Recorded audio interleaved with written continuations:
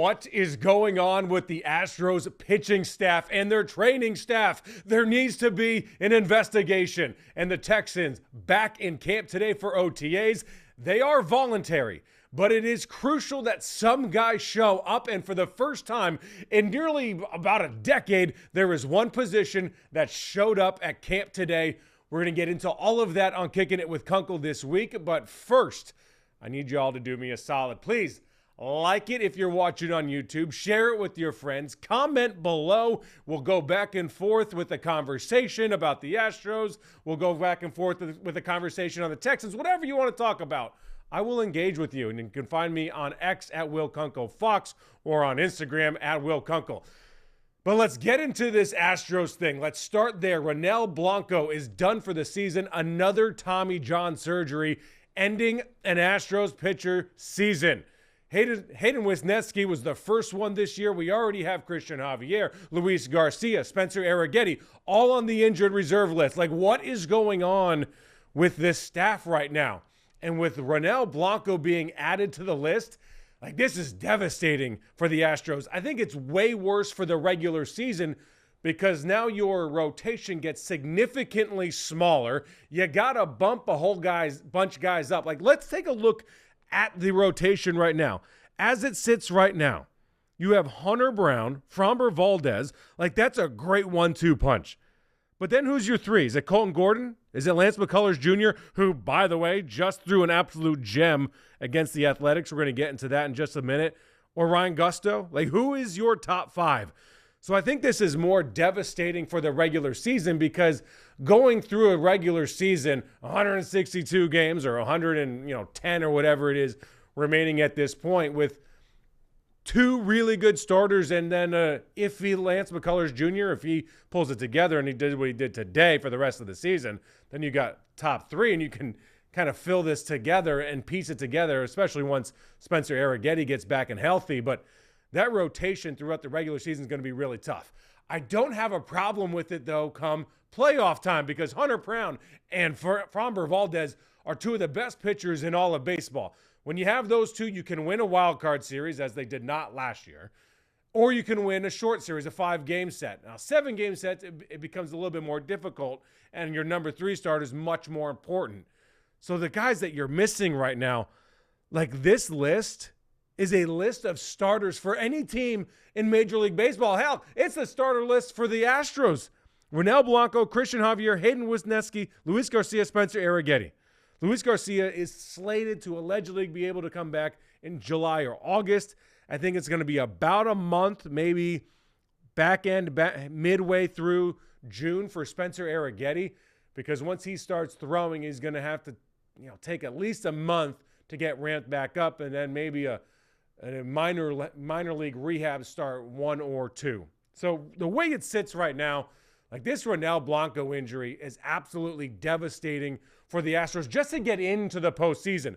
But if Lance McCullers Jr. can do what he did against the Athletics in his 5th start this season, then don't worry about it. Like, everything's fine. Everything's going to be okay. For the first time since 2022, he pitched into the 6th inning. He got through 6 innings, gave up 5 hits, 3 earned, 1 walk, and 12 punchies. A 12K game from LMJ. That is tying a career high, and he did all of that on 102 pitches.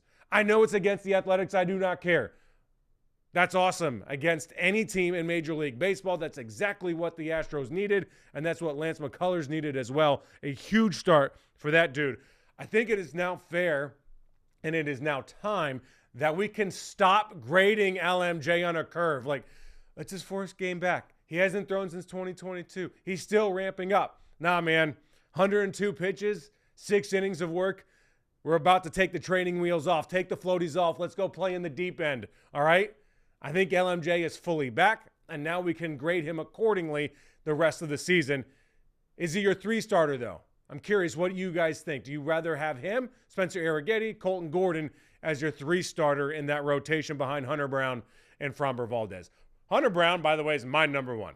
He's one of the best pitchers in all of baseball. Framber 2, and then you guys fill in the gap at number 3.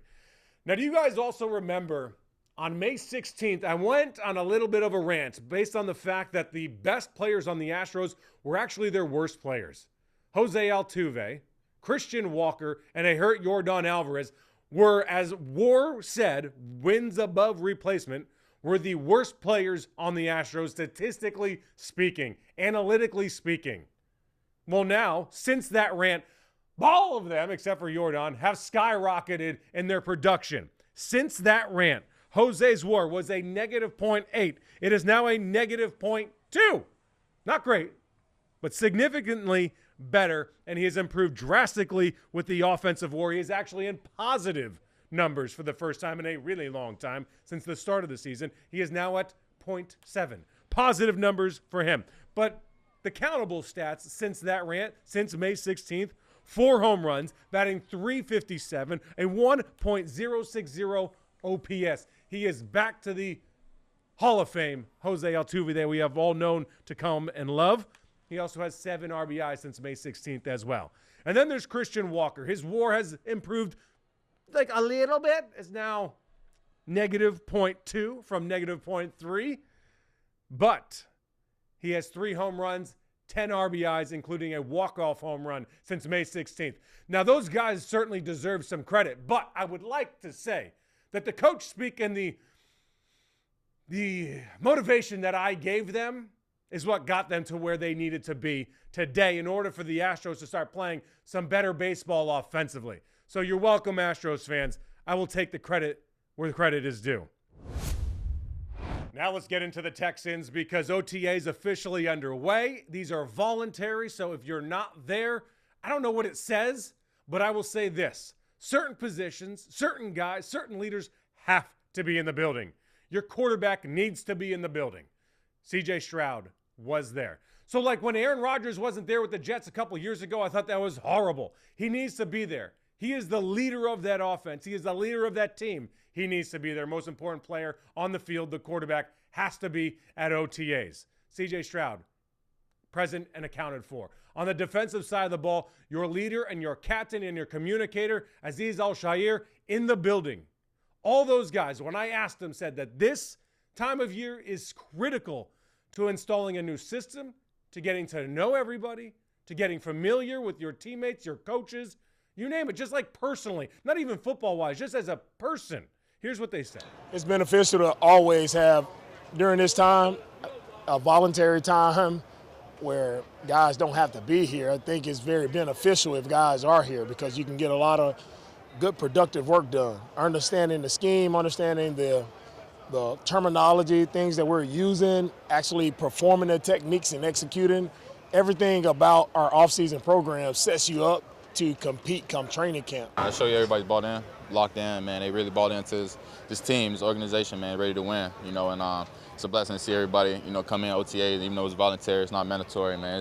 It's a great look, it feels good, it's seeing that everybody's locked in, ready to work, so it's only right we pick up from right now and go all the way to February, December, how long it's take us, so that's our goal. You definitely notice, especially when the voluntary workout starts and the weight room used to be empty, but now it's full. That show you guys locked in, man. That show you from guys from every position, O-line, D-line, receivers, wideout, quarterbacks, everybody locked in, man, ready to get better, stronger, and work on the little things they need to work on, man. We're grateful for anybody that comes here, man, and a lot of guys come, a lot of guys want to be a part of this, man, and it just shows the type of camaraderie that we have in the locker room, and it gives everybody a chance to bond with each other and really just build good relationships and come out here on the field, have fun, and turn up and make plays with each other. And throughout the years, man, more and more people start showing up, we start having fun, man, and it's been awesome to see. Yeah, I think when you have a team, especially like this one, with a lot of young talent. A lot of the guys that's contributed for us over the years, and especially last year with this team, it's been a lot of young guys, and guys are kind of year 3, year 4, and I remember my 3rd year in the league was really where I felt like that OTAs was more crisp, and going into that training camp, it was just that light switch just kind of clicked on for me. So I definitely think that especially a young team with a lot of young players, this is a time where it's so slow. It's like learning the basic fundamentals of the game and, the scheme and everything like that. So it gives you a chance for those young guys to really come along and learn more. So I need those guys in camp. I need your captains in camp. Whatever position you might play, you need to be at OTAs if you're a captain. That's why I had such a problem with Laramie Tunsil, a captain, not being at OTAs. I don't know that Laremy Tunsil ever did anything that was voluntary. He was around when it was mandatory, and heck, he hardly even practiced during the regular season. But that dude didn't show up when it was voluntary, and shockingly, day one with the Commanders, LT was nowhere to be found. Now, nowhere to be found for the Texans. Quick list for you: Joe Mixon, Dalton Schultz, Christian Harris, Brevin Jordan, Damian Pierce, and Danielle Hunter. Not everyone's the same. There's some differentials between those. Like, I'd like to see Joe Mixon there just because he's a leader and what he means to this team and what he means to the offense.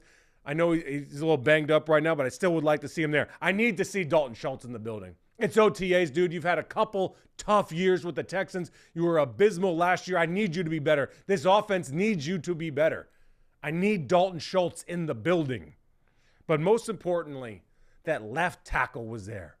Cam Robinson was at left tackle. Here's what the offensive line, by the way, looked like as they took the field for the first time in practice. Cam Robinson at left tackle. Left guard, Laken Tomlinson. Center, Jake Andrews, come on down. Right guard, Titus Howard, and right tackle, Blake Fisher. That's what it looked like on day one of OTAs. Obviously, that is going to change, and D'Amico said as much when we talked to him. Yeah, this is our first day of OTAs, so when it comes to finding our best group, it'll be a lot of mixing and matching guys, putting guys in different spots, and seeing, which 5 guys work well together. So one thing about the O-line is a lot of smart guys in that room, and they can move around, they can play multiple spots, and so that helps them. But it's just a matter of finding that 5 once we actually can get in training camp, put pads on. Nobody's making the team right now in shorts and helmets. Another important takeaway from today was C.J. Stroud, yes, while there, counted and present, was not throwing. I don't take anything away from that, and I don't panic yet. However, there might be a day where we look back at May 28th and say, remember when C.J. Stroud wasn't throwing? Like, that's when we all should have known something was wrong. I'm told nothing is wrong. It is nothing to worry about. Here's what D'Amico Ryans had to say. For all the guys you see here, guys, there will be guys on different schedules, different routines. So you'll see some guys out. Some guys won't be out there. Some guys will be. Some guys will be on different snap count, different pitch count. So there's nothing going on right now within our guys. Everybody's just on their own schedule. Now, another thing that D'Amico talked about was joint practices. They will be doing one with the Panthers and the Lions. I love joint practices because you can go full contact, you can go full thud, whatever you want to do, but you can control the situation. It's not a preseason game. That doesn't matter. It doesn't count. It matters because it helps, put the roster together. But I much rather these teams be doing joint practices because you get exactly what you want out of it. You can plan it with the opposing coach and the opposing team and get exactly what you need for that week as a coaching staff to get better. So I love that they are doing 2 of those with the Panthers and the Lions, especially with the Lions, because the way that Campbell's got that team rolling, you want to be around another good program and see how they operate and what you need to do to get on their level, because the Texans are this close to taking that next step. Like, I think we're past the point where we win a wild card game on Saturday at 3 o'clock or noon, whatever it is, and then go get fizzled out and stomped in the next round. Albeit not a stomping against the Chiefs, but we did see a gap between those 2 teams. It is now time for the Texans to take that next step, and it obviously really comes down to the offense. The offense has to be better. The offense stunk out loud last year. The defense was elite. It's got to be elite again this year, and I think it can be, but the offense has to be much, much better. Some other takeaways from Texans camp today. Nico Collins was asked what he thought about the Olympics and NFL players playing in it, and he said, hell yeah, I'm in. I would love to win a gold medal. And he also said that Derek Stingley would be a good player from the Texans to be on that Team USA. Here's my take. Hell no, dude. Like, I want to see everybody partake. The best players in the league partake in that 7-on-7 or whatever it would be for the Olympics and flag football, but no Texans. Like, don't give me the Texans out there way too concerned with injuries. It ain't worth it. You get paid millions to play for the NFL. Keep it there if you're the Texans. I don't want my guys playing in it. So D'Amico said the right thing of it's up to them. They can do what they want. I imagine there's some sort of side conversation of if you're going to do this, I mean, you got to take care of your body to the fullest. And that's my biggest concern, that when you go to these Olympics, you're on your own. You don't have your training staff with you. You're not in an NFL building where you are looked after constantly. You are taken care of at all times. That's my biggest concern with the Olympic stuff, because you're on your own. You got to take care of yourself even more so than normal.